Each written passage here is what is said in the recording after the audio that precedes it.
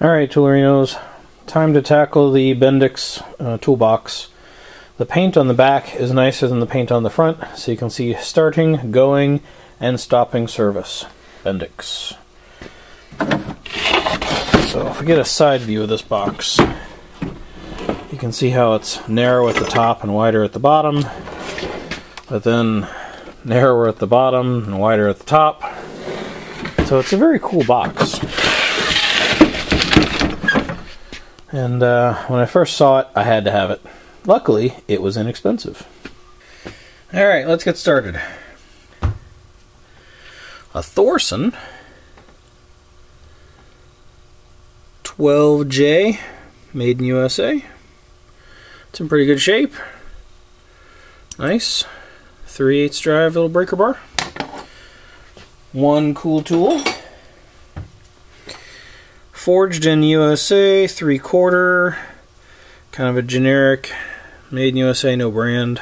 It says AH right there.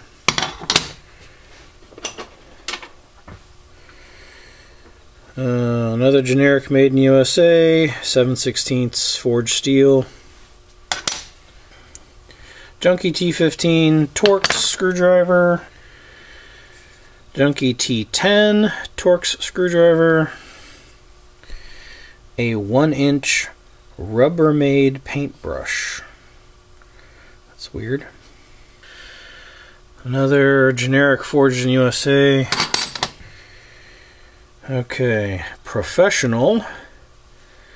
Proto, there we go.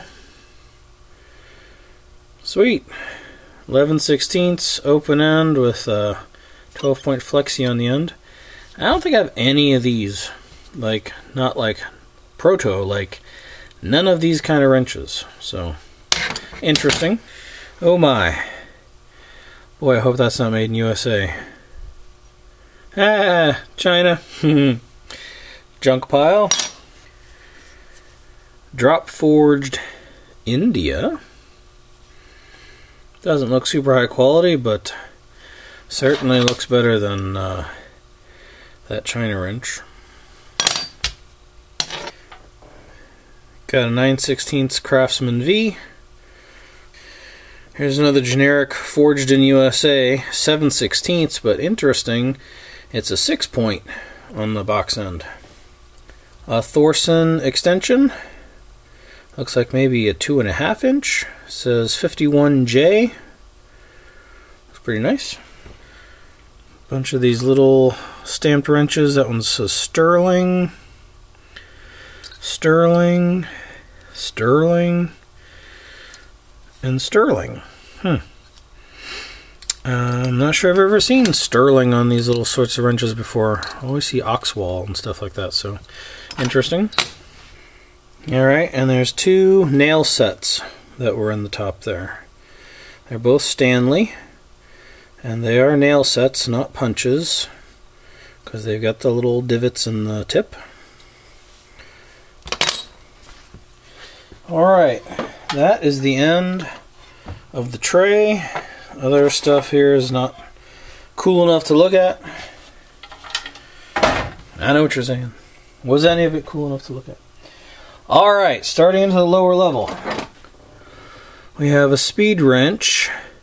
Herbrand. Cool. Herbrand J17. And I don't know if they made tools in more than one place, but they did have a factory near Cleveland. This is a 3/8, and pretty nice style. I like it. Oh my, what's this thing? It's a K&D number 2148, made in USA. And it's like a caliper for measuring. Can loosen. Oh, it gets bigger. So you can loosen this big knurled knob and adjust it. Well, I'm not sure what it's for, but it only gets that small, so it's clearly for measuring something pretty big. And you got these inside measuring points. So, I don't know. Guess I'll have to look up that part and see if I can figure out what that's used for. Next item is a pair of channel locks. I see USA and Canadian patent numbers here, but I can't read anything else on it. So give me a second to wire brush it. Alright, the groove joint pliers are real channel locks. Says they're 420, made in Meadville, Pennsylvania. I'm not sure of the age of it exactly, but the fact that it has all the patent numbers in there, and it looks like an NO or a Z sideways O or something there. I don't know if that'll help date it, but it seemed to be a little bit on the older side. And the jaws are in fine shape. So, good find. Next up, a pair of slip joint pliers. They're a little on the small side. It says drop forged. Oh, here we go. Inside the handle it says Japan. BF Japan. The jaws look perfect, like never used. Okay, slightly used, but in pretty good shape. Next up is another pair of slip joint pliers, and these are Proto. Cool. Proto 276. A little worse for wear. The nickel plating's been chewed off in several places around there. But the knurling is cool. I like that. Next up, another groove joint plier, probably another channel lock. Again, it's too filthy to read, but let me hit it with the wire brush and take a quick look. Oh boy, I just noticed it's super thin here. Was the other one that thin there?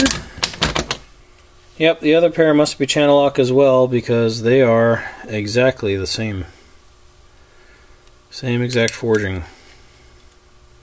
So, cool. Two nice pair of channel locks. I got a neat pistol grip saw with no blade. Says patent number 2017895. So, I'll look up the patent.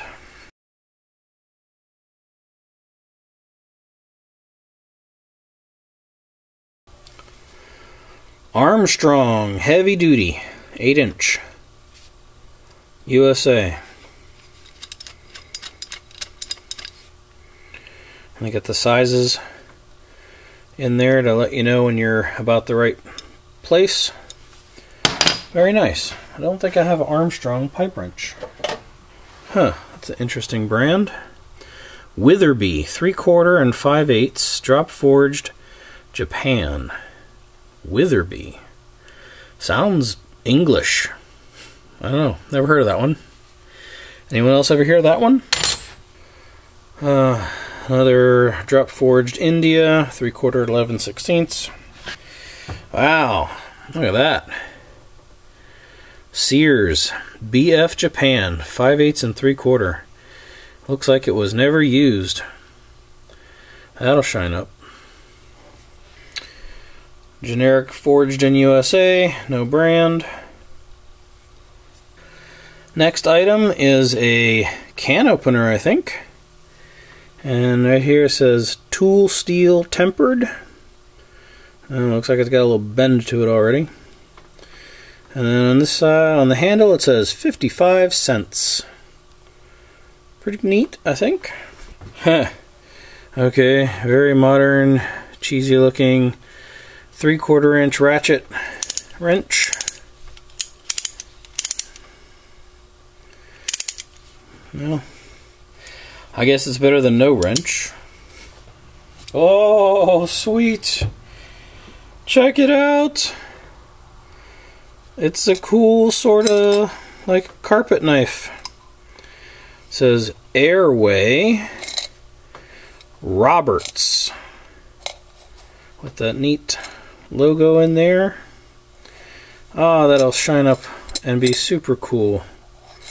Aluminum handles. Yeah. Anyone ever hear of that brand before? Roberts? Airway? Very cool. Maybe one of the best tools of the bunch. Another junky torque screwdriver. 20. Alright, I got a hex spinner Dunlap. I actually have a nice set of this. So this is a spare, but it looks like it could be cleaned up. It's not rusted real bad or anything. So we'll clean that up. Alright, a really beat up wood-handled screwdriver. So, I don't know. Could be a project for someday, if someday ever comes. Next up is a Proto Professional Pin Punch. Pretty cool. That's nice. It's another gem for me. Next up we have some sort of chisel, maybe for an air tool. I'm not sure. The back is pretty mushroomed. This says Ajax, number 9. Not too familiar with that. Alright. Last few items here is some sort of big chisel of sorts. I don't know. It's been well used. A socket chisel, no handle. A brand of something. It's a cold chisel.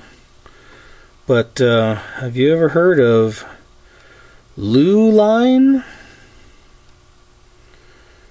See? And then just when I thought there was nothing left, tucked around the corner, a whole bunch of short hacksaw blades. They don't look used. They just look like they've been around a long time. Not sure I could pull one out though. There we go. Anything on these things? They got a little rust on them. I don't see any markings. So, I don't know, they're no name, but they do appear to be unused. They're very sharp and grippy.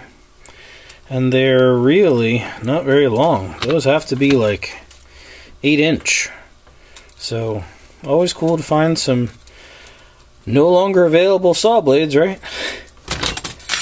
Alright, well, there wasn't anything super awesome in there, unfortunately. This was probably the coolest item.